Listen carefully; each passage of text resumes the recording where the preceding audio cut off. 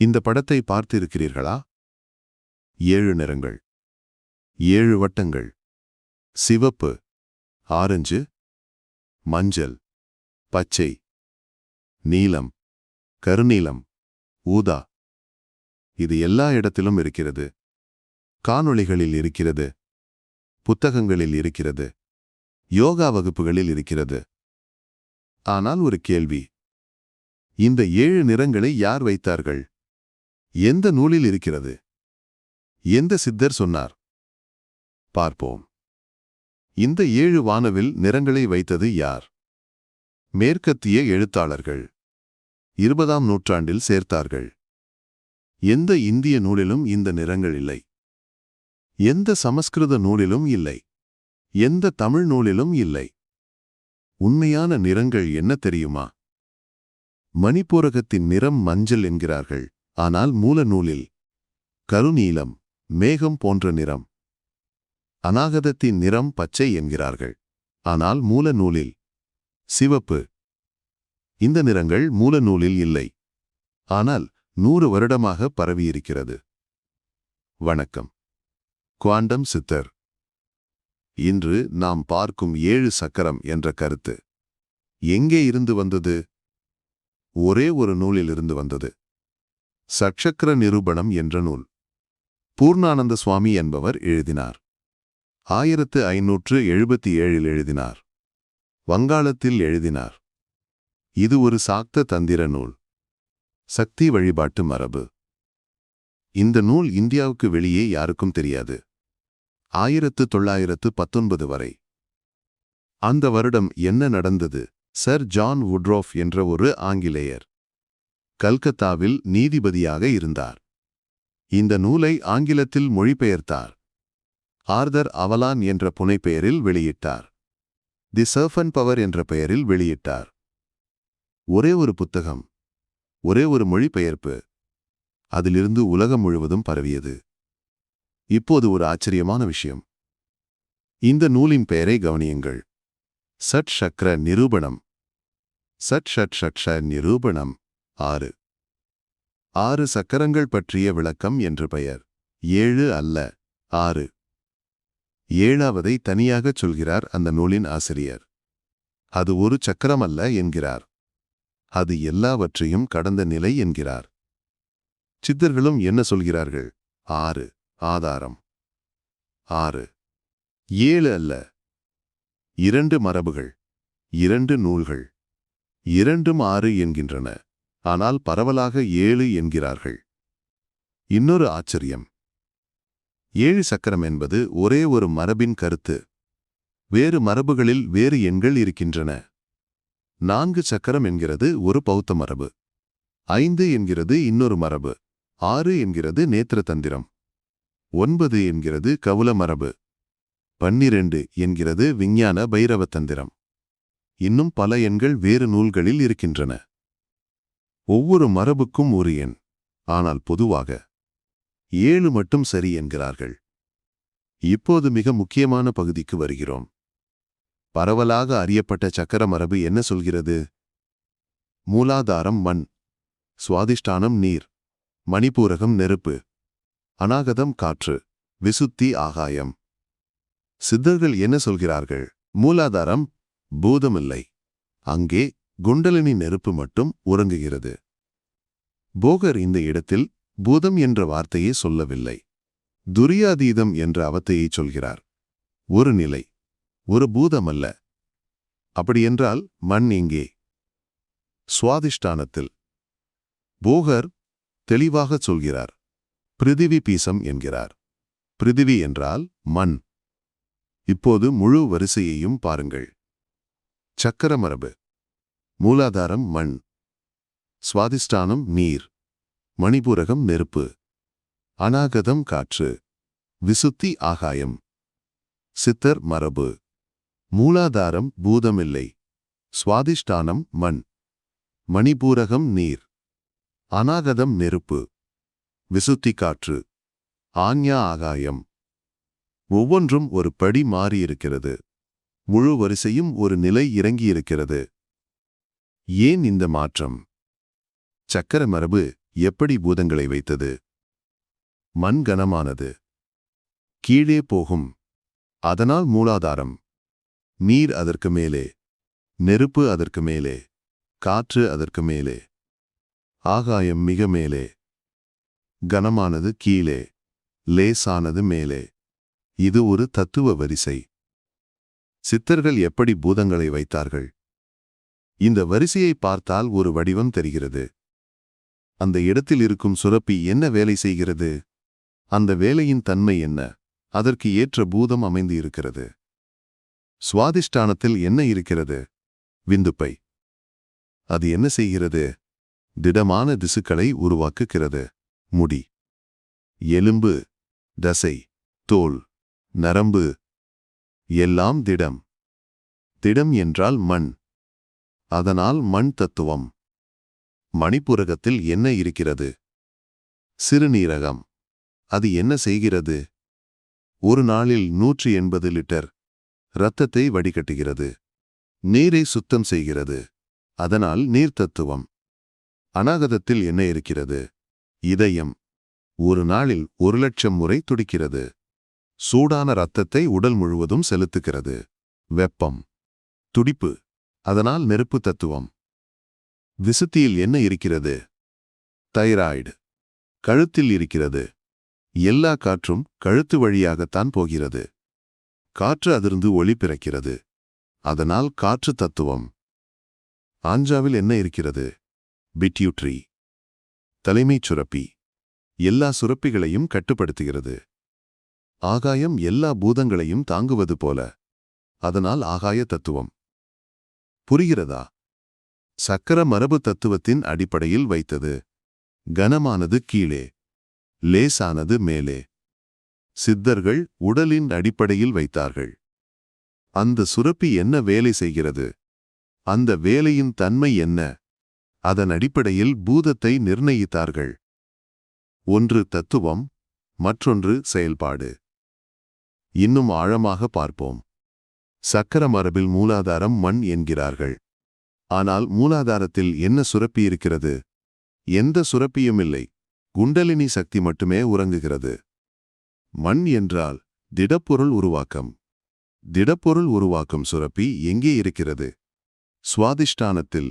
விந்துப்பை. போகர் இதை ஒரே வரியில் சொல்கிறார். மயிர், எலும்பு, இறைச்சி, தோல், நரம்பு 5 திசுக்கள். 5ம் திடம். 5ஐயும் இனப்பெருக்க ஹார்மோன்கள் உருவாக்குகின்றன.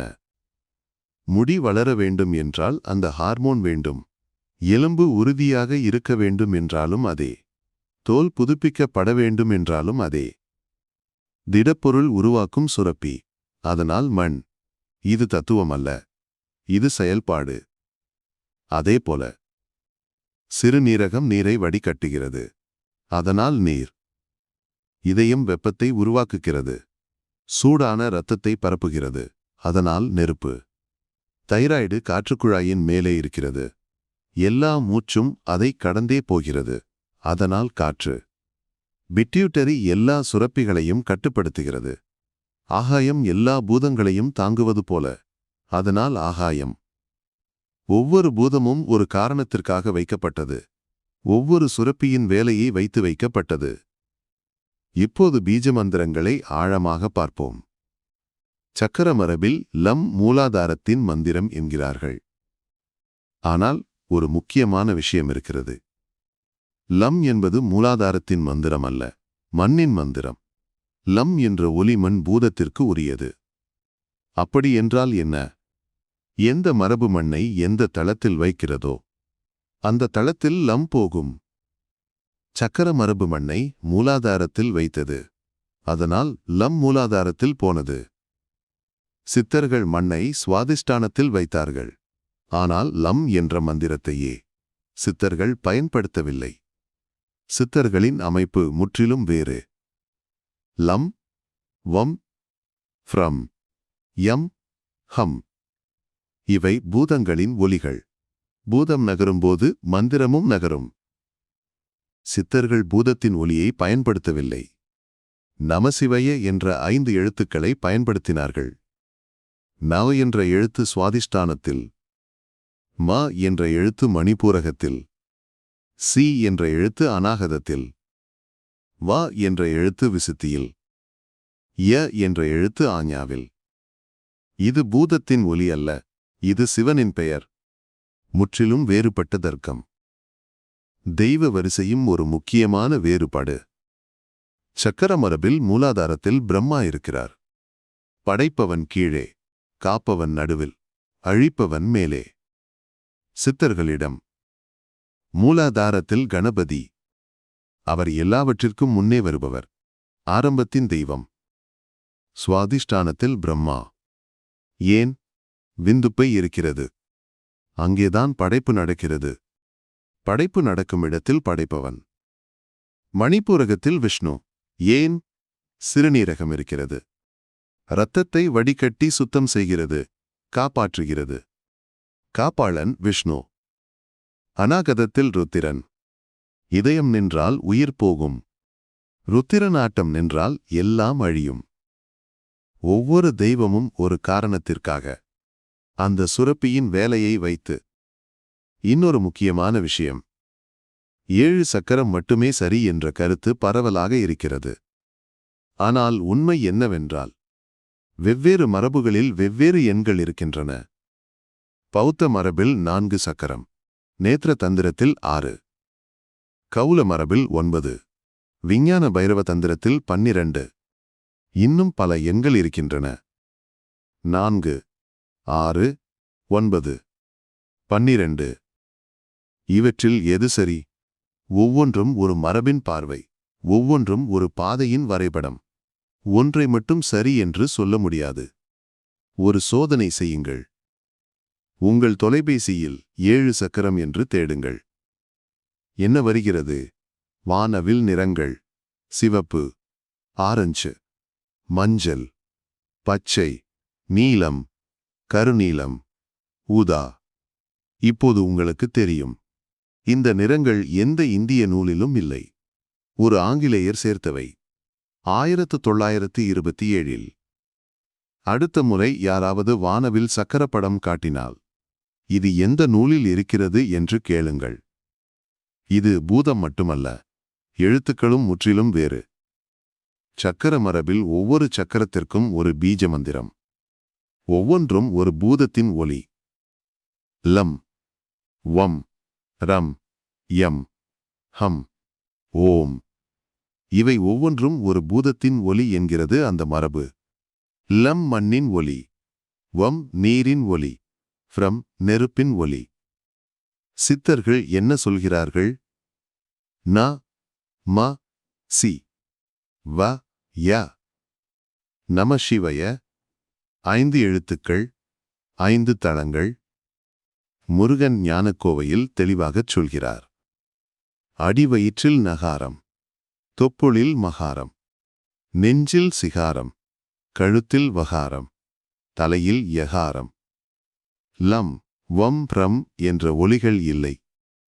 நமசிவய என்ற 5 எழுத்துக்கள், முற்றிலும் வேறுபட்ட அமைப்பு. வடிவங்களையும் ஒப்பிடுவோம். சக்கர மரபில் மூலாதாரம் சதுரம் என்கிறார்கள். ஆனால் சித்தர்கள்? போகர் சொல்கிறார், முக்கோணம் என்கிறார். ஆர் சான் என்கிறார். சக்கர மரபில் சுவாதிஷ்டானம் பிறை என்கிறார்கள். சித்தர்கள் நாற்கோணம் என்கிறார்கள். சதுரம். 6 தலங்களில் 6 வடிவங்கள், 6ம் வேறுபட்டவை. சக்கர மரபு: சதுரம், பிறை, முக்கோணம், அறுகோணம், வட்டம். 2 இதழ். சித்தர் மரபு: முக்கோணம், நாற்கோணம், பிறை, முக்கோணம், அறுகோணம், வட்டம். 2 மரபுகளில் 2 வடிவங்கள். ஆனால் ஒன்று இருக்கிறது: இதழ்களின் எண்ணிக்கை. மூலாதாரம் 2 மரபும் 4 என்கின்றன. மணிபூரகம் 10, 2லும் ஒன்றே. அநாகதம் 12, 2லும் ஒன்றே. விசுத்தி 16, 2லும் ஒன்றே. ஆஞ்ஞா 2, 2லும் ஒன்றே. ஆனால் ஒரு இடத்தில் வேறுபடுகிறது. சுவாதிஷ்டானம். சக்கர மரபு 6 இதழ் என்கிறது. சித்தர்கள் 4 இதழ் என்கிறார்கள். 6லும் 5 பொருந்துகின்றன. 1 மாறுகிறது. தெய்வங்களையும் பாருங்கள். சக்கர மரபில் மூலாதாரத்தில் யார்? பிரம்மா. சித்தர்களிடம் கணபதி. சக்கர மரபில் சுவாதிஷ்டானத்தில் விஷ்ணு. சித்தர்களிடம் பிரம்மா சரஸ்வதி. சக்கர மரபில் மணிபூரகத்தில் ருத்திரன். சித்தர்களிடம் விஷ்ணு லக்ஷ்மி. இங்கேயும் வரிசை மாறியிருக்கிறது. இப்போது மிக முக்கியமான ஒரு வேறுபாடு. சக்கர மரபின் மூல நூலில் சுரப்பிகள் பற்றி ஏதாவது இருக்கிறதா? இல்லை. 1577இல் எழுதிய நூல். அதில் சுரப்பி என்ற வார்த்தையே இல்லை. தைராய்டு என்ற வார்த்தை இல்லை. பிட்யூட்டரி என்ற வார்த்தை இல்லை. அப்படியென்றால் பரவலாக இருக்கும் சுரப்பி வரைபடம்? அது எங்கே இருந்து வந்தது? நவீன காலத்தில் சேர்க்கப்பட்டது. மூல நூலில் இல்லை. ஆனால் சித்தர்கள் ஒவ்வொரு தலத்திற்கும் ஒரு சுரப்பியை சொல்லியிருக்கிறார்கள். சுவாதிஷ்டானத்தில் விந்துப்பை, மணிபூரகத்தில் சிறுநீரகம், அநாகதத்தில் இதயம், விசுத்தியில் தைராய்டு, ஆஞ்ஞாவில் பிட்யூட்டரி. இது ஒரு நவீன கருத்து அல்ல. இது சித்தர்களின் நூலில் இருக்கிறது. சக்கர மரபின் நூலில் சுரப்பி இல்லை. சித்தர்களின் நூலில் சுரப்பி இருக்கிறது. இது ஒரு மிகப்பெரிய வேறுபாடு. இரண்டும் 2 மரபுகள். இரண்டும் 2 பார்வைகள். சாக்த தந்திர மரபு ஒரு வழியில் பார்த்தது. சித்தர் மரபு இன்னொரு வழியில் பார்த்தது. ஆனால் இரண்டையும் கலந்து பார்க்கும்போது குழப்பம் வரும். ஒவ்வொரு மரபையும் அந்த மரபின் வரைபடத்தோடு படிப்பது நல்லது. சுருக்கமாகச் சொல்கிறேன். 1. 7 சக்கர வானவில் நிறங்கள் 1927இல் சேர்க்கப்பட்டவை. எந்த இந்திய நூலிலும் இல்லை. 2. சக்கர மரபின் மூல நூலும் 6 சக்கரம் என்றே சொல்கிறது. சித்தர்களும் 6 ஆதாரம் என்கிறார்கள். 3. பூதங்களின் வரிசை முற்றிலும் வேறுபட்டது. ஒரு நிலை மாறி இருக்கிறது. 4. சக்கர மரபு தத்துவத்தின் அடிப்படையில் பூதங்களை வைத்தது. சித்தர்களிடம் சுரப்பியின் செயல்பாட்டோடு பொருந்துகிறது. 5. எழுத்துக்கள் முற்றிலும் வேறு. லம், வம், ஃப்ரம் என்ற ஒரு அமைப்பு. நமசிவய என்ற இன்னொரு அமைப்பு. 6. வடிவங்கள் 6ம் வேறுபடுகின்றன. 7. சுரப்பி வரைபடம் சக்கர மரபின் மூல நூலில் இல்லை. சித்தர்களின் நூலில் இருக்கிறது. இரண்டும் 2 வரைபடங்கள். ஒன்றை வைத்து மற்றொன்றை படிக்க முடியாது. சித்தர்களின் நூலை படிக்க வேண்டும் என்றால் சித்தர்களின் வரைபடத்தை வைத்து படியுங்கள். நன்றி. குவாண்டம் சித்தர்.